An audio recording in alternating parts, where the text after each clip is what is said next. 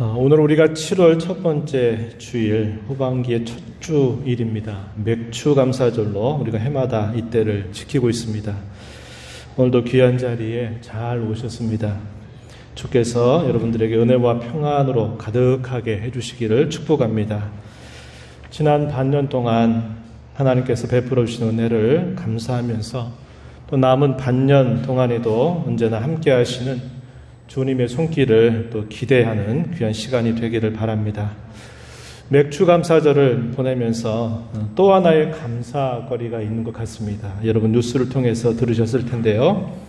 대한민국에 베풀어 주신 하나님의 은혜입니다.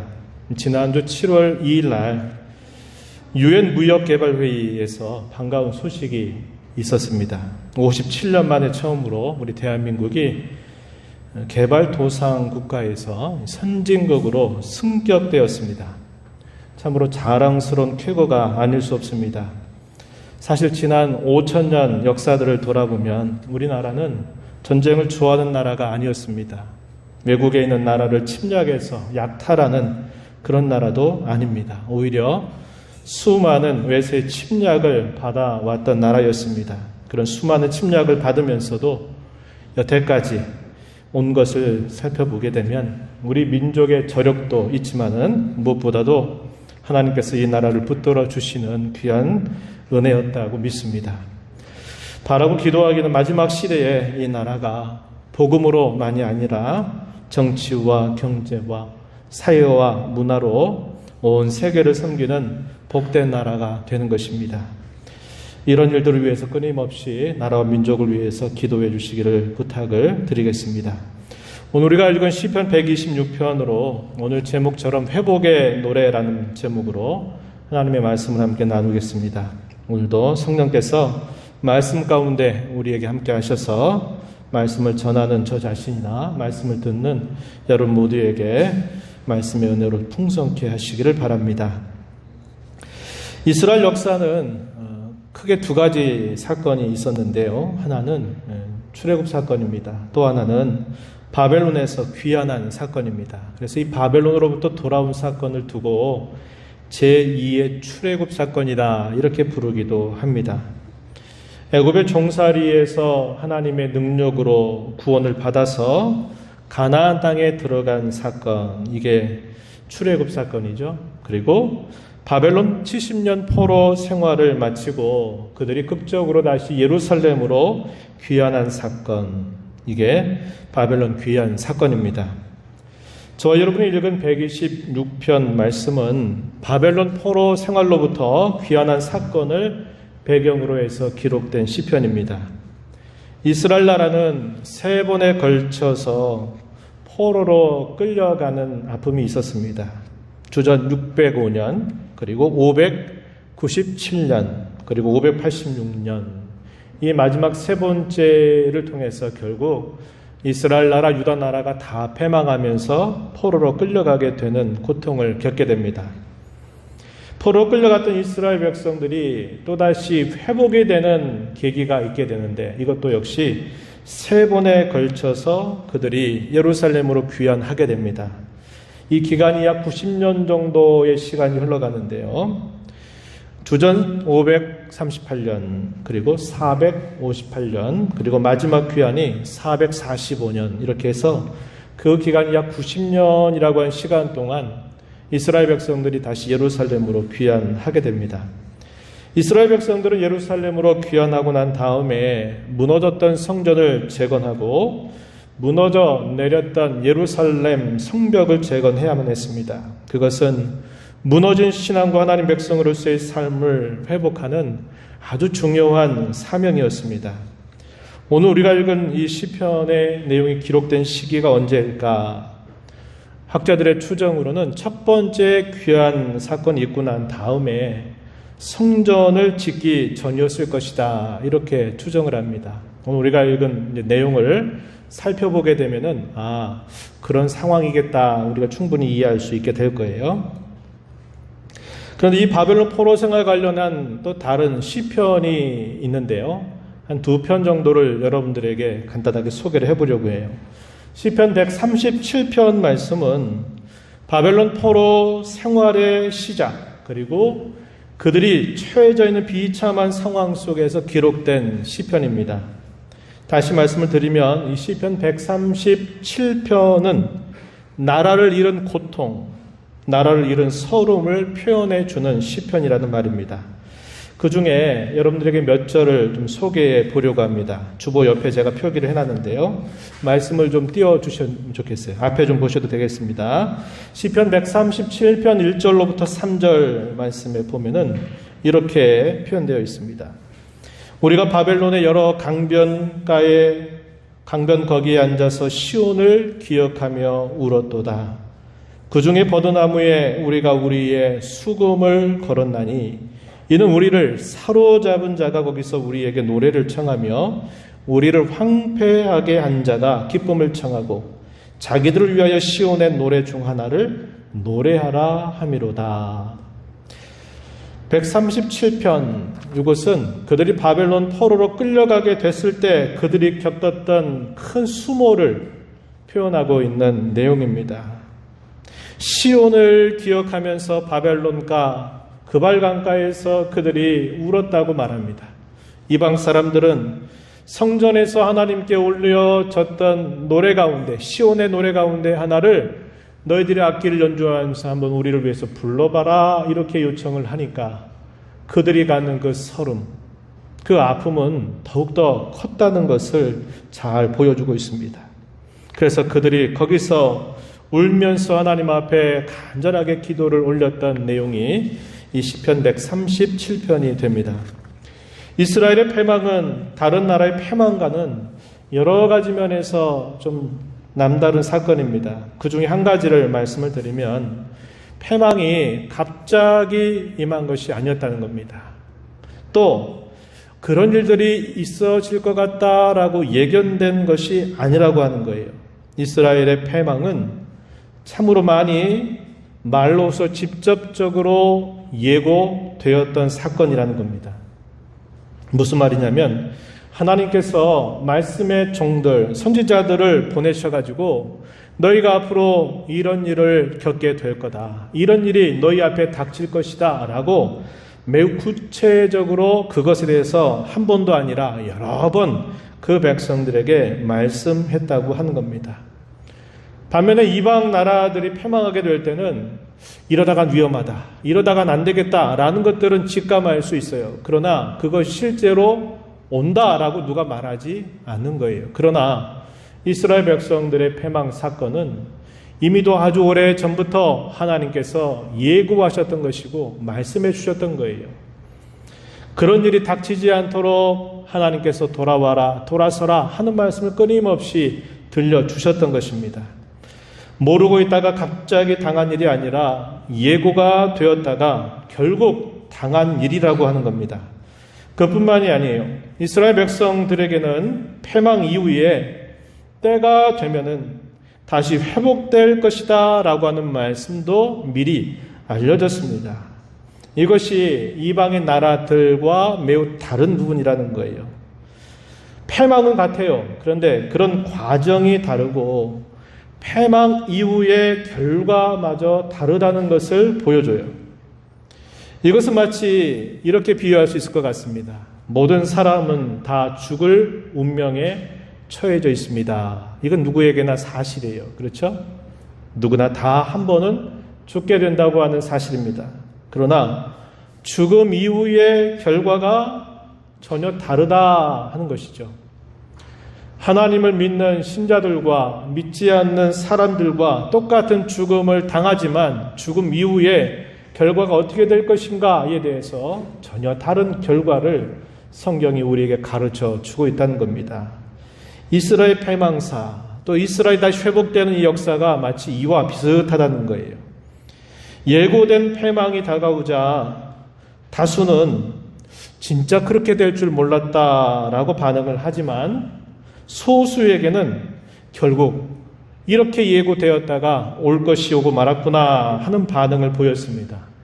패망하여 포로 생활을 하게 되니까 그들의 고통과 그들의 서름은 상상하기 힘들 정도였습니다.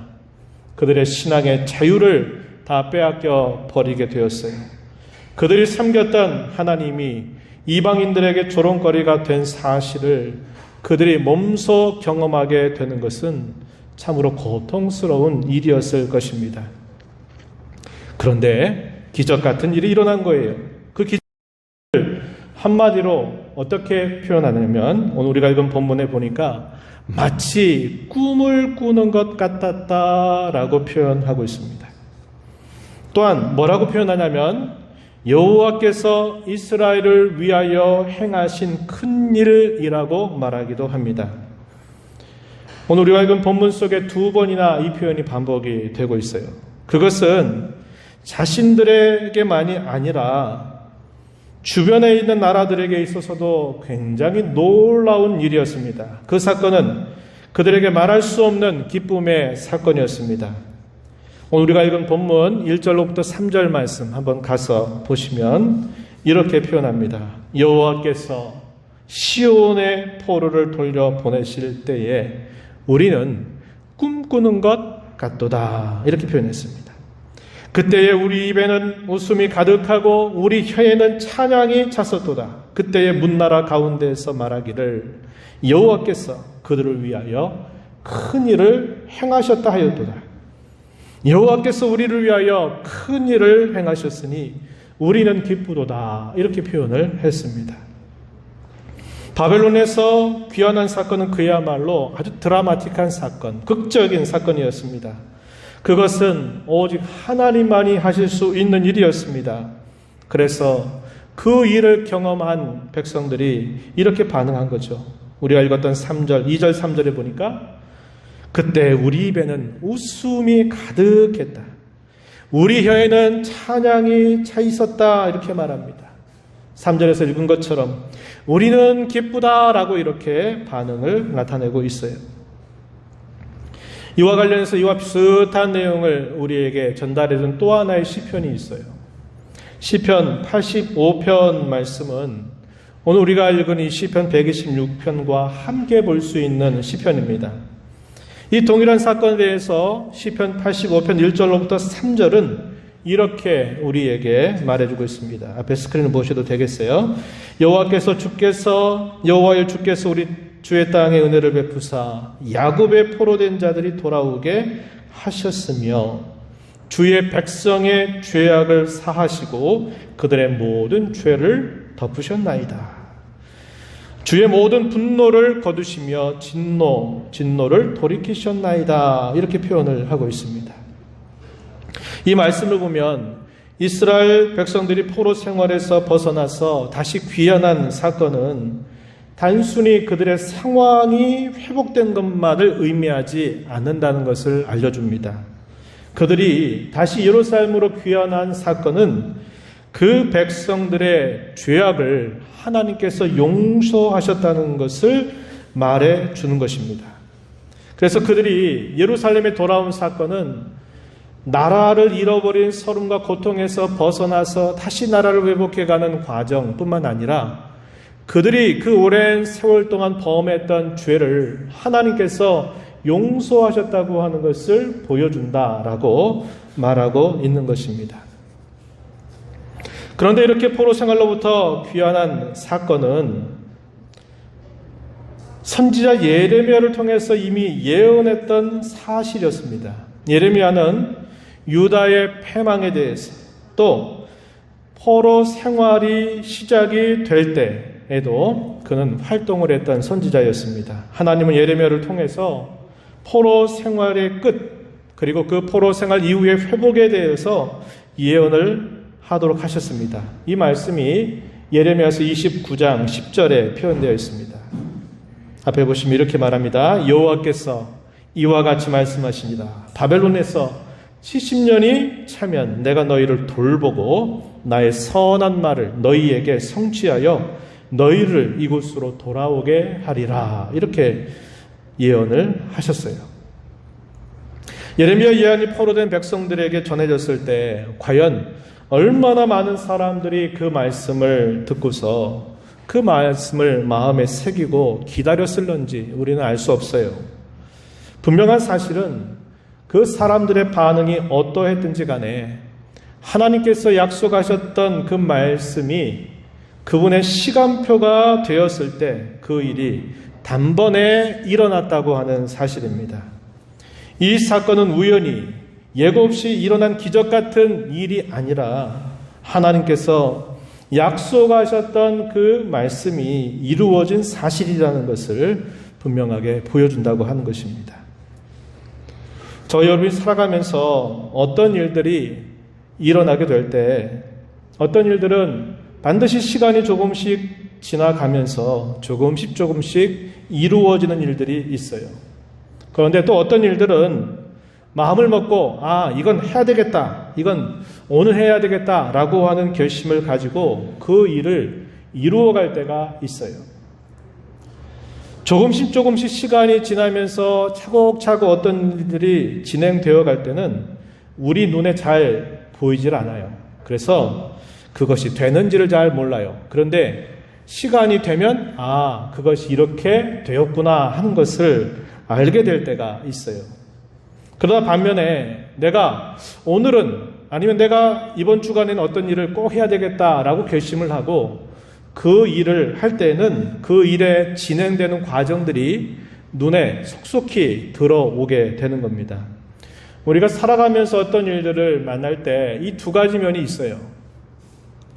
예를 들어 밥을 하잖아요. 밥을 하게 되면 밥을 이렇게 씻어가지고 쌀을 씻어가지고 밥통 안에 두고 눌러놓으면은 눌러놓은 시간, 정해진 그 시간만큼의 시간이 지나면서 그 안에 있는 쌀이 결국 익어져서 나중에 밥이 된다는 거예요. 그런데 우린 그걸 눌러놓고 나서는 별로 관심을 갖지 않아요.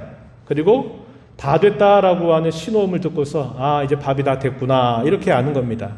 그러나 내가 어떤 예를 들어 같은 식탁에서 오늘은 어떤 무침을 하나 해야 되겠다라고 하는 계획을 갖고 그걸 무치게 할 때는 그 무쳐지는 것들을 내가 직접 하다 보니까 그게 다 보여요.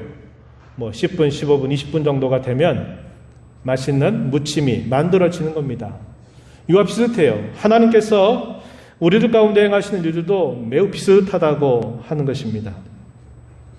하나님 반드시 약속하신 것을 이루어 주시는 분이세요. 우리 하나님은 그 약속을 이루시기 위해서 언제나 일하시고 계십니다. 쉬지 않고 일하셔요.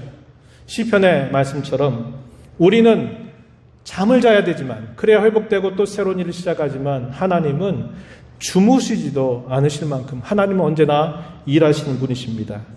하나님은 약속하신 것을 이루어 가실 때 그 이루어가는 과정이 좀 다르게 나타날 수 있다는 거죠.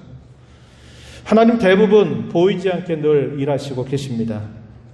그리고 가끔씩은 하나님이 그것이 눈에 보이도록 일하실 때가 있어요. 눈에 보이지 않게 늘 일하시는 것들은 시간이 지나면서 단계적으로 조금씩 이루어 가시는 거죠. 그러나 후자의 경우는 어느 순간 갑자기 그것이 소위 비약적으로 갑자기 그런 일들이 딱 이루어지게 되는 일들이 있다고 하는 겁니다. 그런데 하나님께서 어떤 일들을 이루실 때 그것이 우리 눈에 분명하게 보이게 될 때는 하나님 이렇게 일하셨구나, 하나님 이렇게 해주셨구나 하는 것을 우리가 알아차리고 감사를 표하지만 어떤 일들은 계속 시간 속에서 진행이 되고 있는데 우리 눈에 보이지 않으면 우리가 어떻게 오해를 많이 할까요? 하나님은 왜 가만히 계시나? 하나님은 왜 아무것도 안 하고 계시나? 나는 이렇게 힘들고 우리 상황이 이렇게 어려운데 하나님 지금 뭐하고 계신 것인가? 하나님은 침묵하고 계시는 것인가? 라는 생각을 갖게 될 때가 있다고 하는 것입니다. 그럴 때 우리가 매우 주의해야 될 부분이 바로 이겁니다. 하나님께서 하시는 일이 저와 여러분의 눈에 보이지 않는다고 해서 하나님은 뭐하고 계시냐라고 불평해서는 안 된다고 하는 것입니다. 이와 같이 하나님은 그 약속하신 것들을 반드시 이루어 가시는데 그 약속하시는 과정에서 어떤 경우에는 비약적으로 어떤 일들이 확 드러날 때가 있어요. 그러나 어떤 경우에는 보이지 않아요. 서서히 그런 일들이 진행되어 가는 일들이 있다고 하는 겁니다.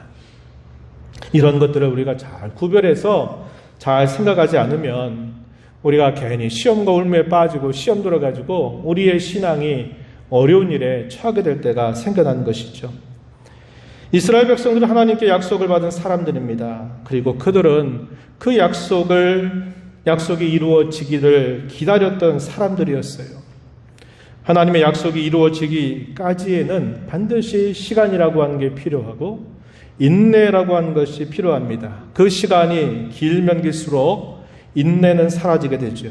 그리고 어느 순간 체념해 버리게 되거나 그 약속을 잊어버리게 됩니다. 이것이 우리가 갖는 연약함입니다. 소수의 사람들이 하나님께서 하셨던 말씀을 붙들고 약속을 기다렸을 거예요. 자신의 세대에 이루어지지 못한 채 자기가 어느 순간 부름을 받게 되면 자식들에게 얘야, 하나님이 선지자를 통해서 그렇게 말씀하셨다. 언젠가 우리는 다시 돌아간다. 비록 내가 이제 더 이상 돌아갈 수 없이 내가 떠나가지만 하나님은 약속하셨으니까 너의 세대 가운데는 분명히 그런 일을 이루어 주실 거야. 그러니 그 하나님의 약속을 붙들어 라고 가르쳤던 사람이 있었을 거예요. 그러나 이런 경우는 대개 소수의 경우다 한 것입니다. 사람들 대다수는 그 약속을 잊어버렸을 것이에요. 그런데 대다수가 잊어버렸던 그 약속이 이루어지는 것을 본 거예요. 언제입니까? 고레스가 왕으로 등극하고 나서 그가 왕으로 된 지 첫 해에 갑자기 칙령을 내리는 겁니다. 그리고 이 바벨론에 흩어져 있는 모든 예루살렘 사람들은 다 너희 땅 예루살렘으로 돌아가도 좋다라고 갑자기 칙령이 내려지게 되면서 그런 일들이 일어나게 된 거예요. 놀라지 않을 수 없었을 것입니다. 그리고 그들은 깨달았을 거예요. 옛적 말씀하셨던 그것이 이렇게 이루어질 줄은 몰랐다. 아, 그렇구나. 하나님의 약속은 반드시 이루어지는 것이구나. 하나님은 반드시 그 약속을 이루시는 분이로구나 하는 것을 깨달았을 거예요. 그래, 이제부터는 하나님의 약속을 다시 붙들어야 되겠다. 잊어버렸고 생각도 안 했던 그 일들이 이렇게 일어난 것을 보니까 그래, 이제 다시 하나님의 약속을 붙들어야 되겠다라고 하는 결심이 서기도 했을 겁니다. 연약한 그들의 믿음, 인내하지 못해서 포기하거나 잊어버렸던 그 하나님의 약속을 그들은 다시 붙들게 되었을 것이에요. 이것이 인내하지 못하는 연약한 인생들에게, 그리고 오늘 저와 여러분에게 베푸시는 하나님의 은혜입니다. 우리에게는 약속을 붙드는 믿음, 그 약속을 붙들고 인내하는 믿음이 있어야만 합니다. 우리의 앞선 믿음의 선배들을 통해서 우리는 반드시 그들의 신앙을 배워야 하겠는데, 이것이 어디에 잘 표현되고 있냐면 히브리서 11장 13절 이하에 이 말씀이 잘 표현되어 있습니다. 거기 한번 보시면 이렇게 말합니다. 이 사람들은 다 믿음을 따라 죽었으며 약속을 받지 못하였으되 그것들을 멀리서 보고 환영하며 또 땅에서는 외국인과 나그네임을 증언하였으니.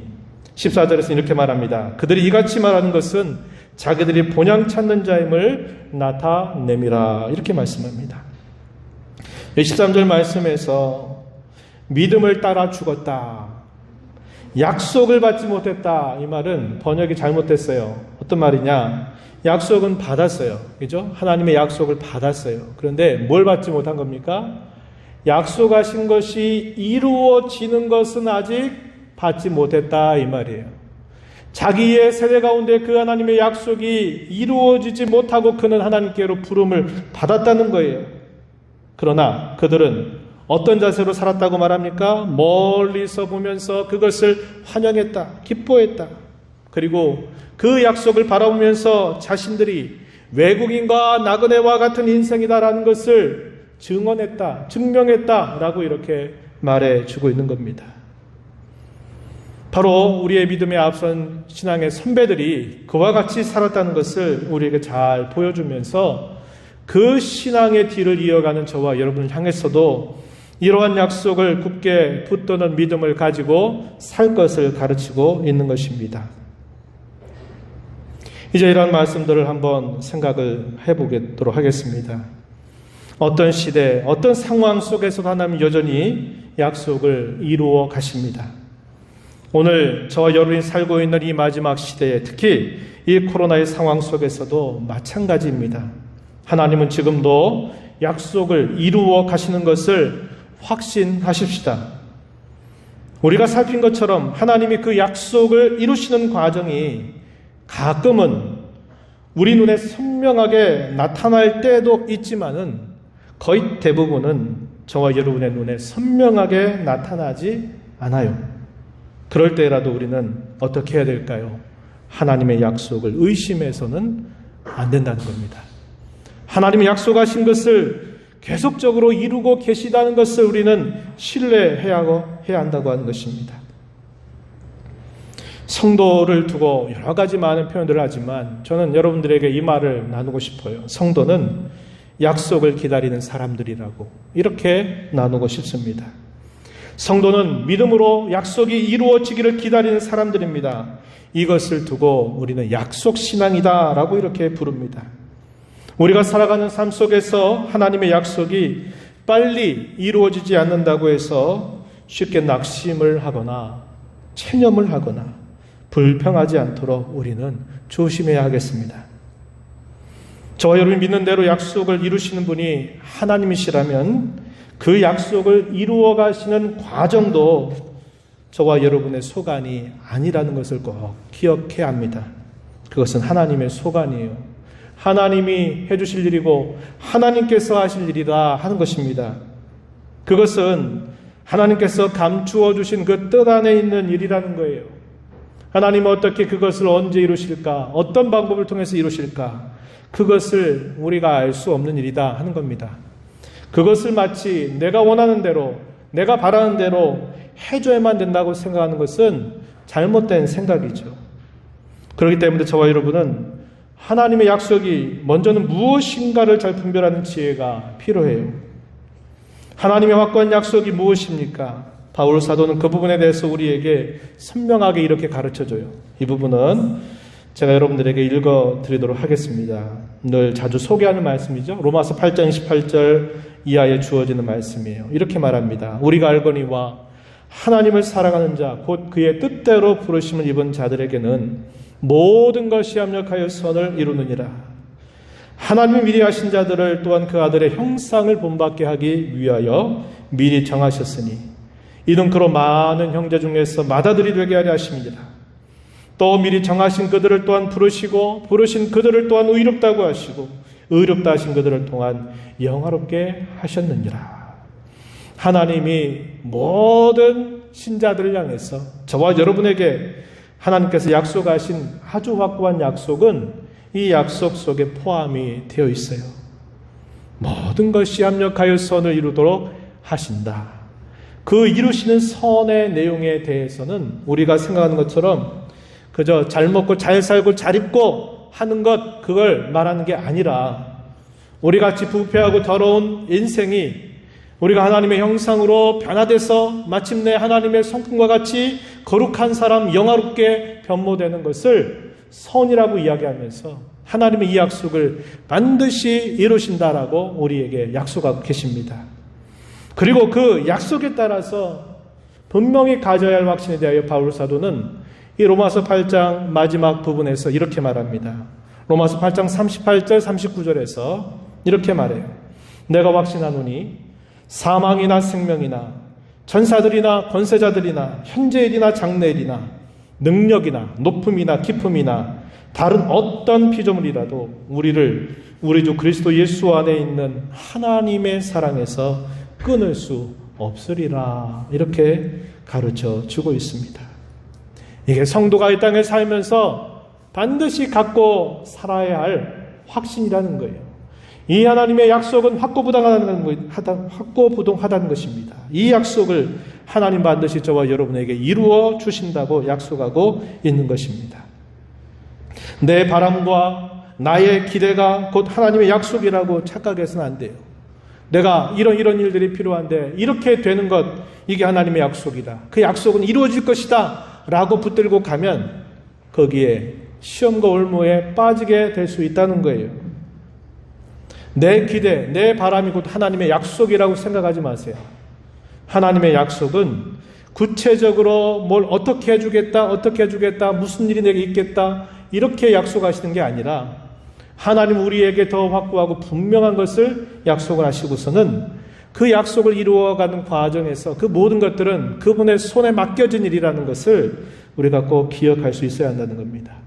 우리가 잘 아는 바와 같이 예수님이 십자가 현장으로 나아가실 때 제자들의 생각은 어디에 있었나요? 똑같은 상황에 같이 있었지만 제자들은 전혀 다른 꿈을 꾸고 있었다는 것을 우리가 잘 알고 있죠. 예수님은 나는 죽으러 간다. 내가 죽어야만 너희가 다시 산다. 라는 것을 말씀하는데 제자들은 그 말씀이 뭔지를 몰라요.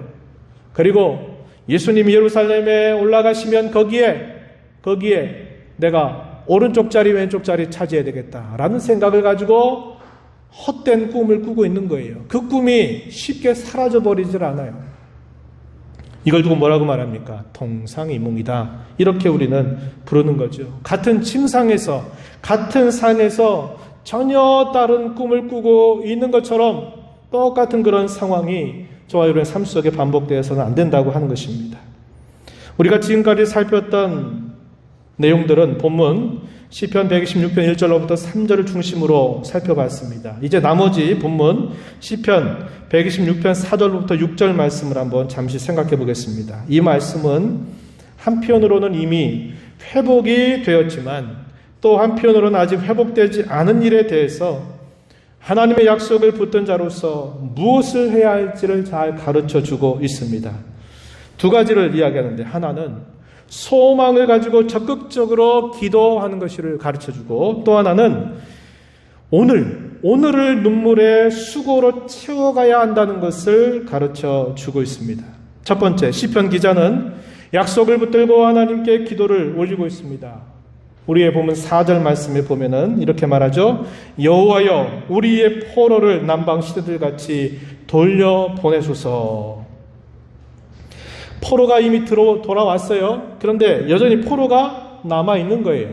아까 그래서 제가 말씀드리기로 3번에 걸친 귀환 중에서 첫 번째 귀환을 했어요. 그런데 아직도 바벨론에 많은 하나님의 백성들, 동료들이 남아있는 거예요. 바로 그런 상황 속에서 기도를 올리는 겁니다. 하나님이 이렇게 해주신 일이 꿈만 같은 기적 같은 일인데 하나님 남겨진 우리의 동료 백성들도 하나님 다시 이곳으로 돌아오게 해달라고 간절하게 기도를 올리는 겁니다. 이것은 이미 한편으로 회복이 됐지만 아직 온전하게 회복이 이루어지지 않은 그때를 보면서 뭐하고 있는 겁니까? 하나님 그들마저도 다 돌아와서 온전하게 회복이 이루어지게 해달라고 기도하고 있는 내용입니다. 여기 남방 시내라고 하는 말은 네게부, 목마름을 뜻하는 그런 뜻을 가지고 있어요. 건조한 지역입니다. 한번 비가 오게 되면 홍수처럼 범람하는 지역이기도 하다는 거예요. 그래서 이 시편 기자는 이러한 남방 지역의 풍토를 바탕으로 해서 하나님 이미 우리는 돌아왔지만 아직 돌아오지 않은 우리의 동료들을 다시 이 남방 시내들이 내리는 비에 의해서 범람하게 되는 것처럼 그들이 다시 이곳으로 다 돌아오도록 해달라고 하나님 앞에 기도를 올리고 있는 겁니다. 우리가 앞에서 살핀 것처럼 예레미야는 70년이 차게 되면 돌아오게 하실 것을 약속했죠. 그 약속을 예언했습니다. 그때 자기 백성들을 향한 하나님의 마음은 재앙이 아니다. 화를 주려고 하는 게 아니라 하나님의 마음은 평안을 주려 함이고 미래와 희망을 주는 것이라고 가르쳐 주면서 무엇보다도 그 백성들에게 무엇을 요구했냐면 기도할 것을 촉구했습니다. 그래서 이 내용이 예레미야서 29장 12절 13절 보면은 이렇게 말하고 있어요. 너희가 내게 부르짖으며 내게 와서 기도하면 내가 너희들의 기도를 들을 것이요 너희가 온 마음으로 나를 구하면 나를 찾을 것이요 나를 만나리라. 이렇게 이야기를 하고 있는 겁니다. 뭐 하라고 말씀하신 거예요? 기도하라고 얘기하신 겁니다. 하나님이 이렇게 해줄 거라고 말씀하시면서도 그때까지 뭐 하라고요? 기도하라고 얘기하시는 거예요. 그 약속을 붙들고 적극적으로 기도할 것을 말씀하시는 겁니다. 하나님은 약속을 주시면서도 그냥 받으라고 말씀하지 않으셔요. 하나님은 그렇게 되도록 기도하라고 가르쳐 주고 계십니다.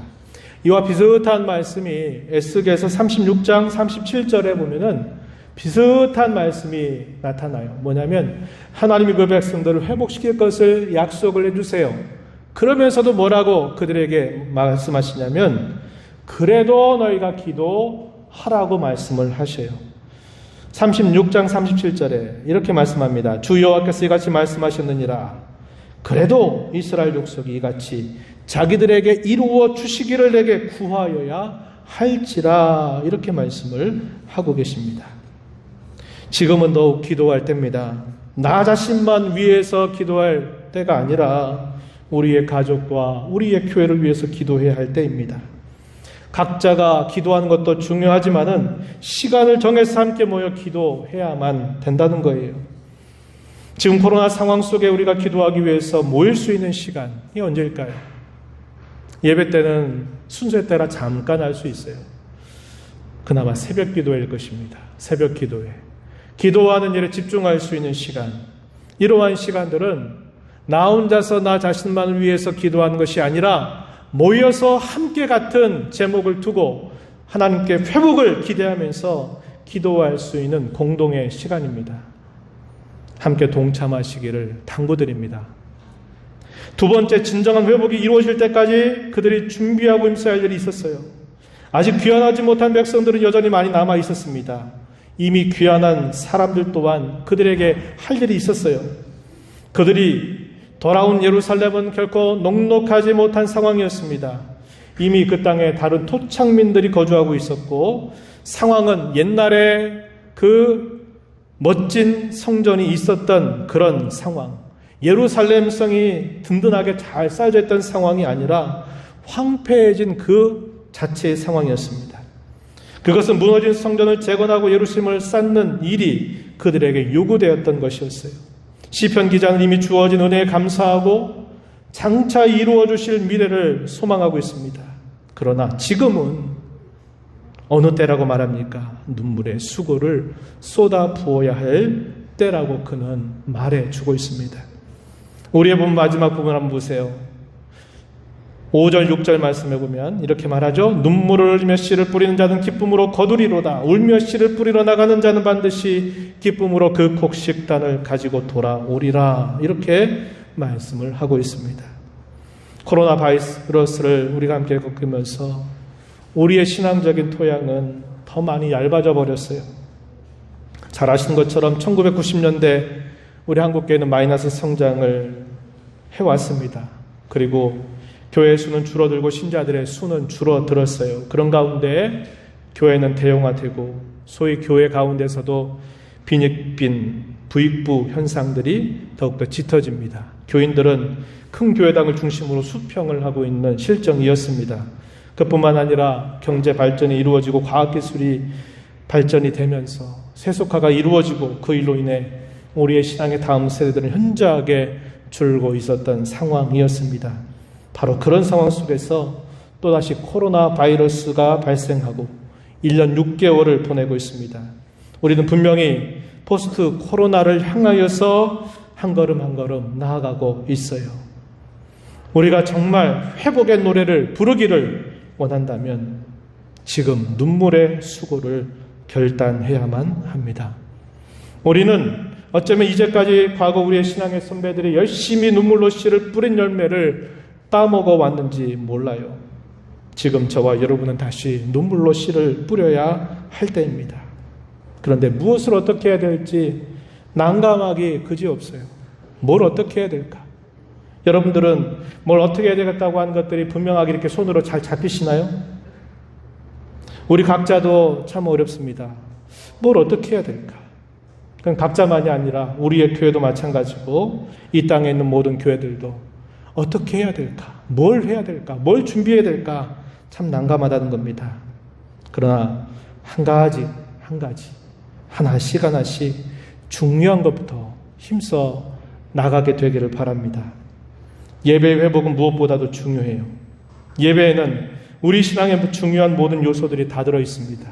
말씀을 읽는 것, 말씀을 듣는 것, 기도하는 것, 찬송을 드리는 것, 이 안에 성도의 교제도 들어 있습니다. 예배를 통해서 하나님과의 만남과 교제를 회복하는 일에 힘을 기울여야 합니다. 코로나 바이러스로 저와 여러분 모두는 성도의 교제를 목말라 하고 있어요. 옛날에 함께 식사하고 서로 대화하고 나눴던 것들이 1년 반 가까운 시간 동안 이루어지지 못하고 있는 상황이에요. 하나님과의 교제가 회복되지 않고 하는 모든 성도의 교제는 진정으로 회복되지 않는다는 것을 기억하고 지금 우리가 힘써야 될 것, 예배를 회복하는 일, 하나씩 하나씩 하다 보면 선명하게 길이 보여지리라고 확신합니다. 말씀을 맺을게요. 성도는 약속을 이루어지기를 기다리는 사람들이에요. 약속을 이루시는 하나님의 역사를 보면서 우린 다시 약속 신앙을 회복해야 하겠습니다. 그리고 오늘 눈물의 수고로 내일의 회복을 준비해야 하는 성도, 그러한 교회가 되어야 하겠습니다. 간절하고도 적극적으로 기도하는 일에, 오늘 눈물의 수고로 우리의 예배를 회복하는 일에 힘을 기울여 나아가는 저와 여러분이 되기를 바랍니다. 하나님 아버지, 오늘도 저희가 주신 말씀을 통해서 회복의 노래라는 제목으로 함께 말씀을 나누었습니다.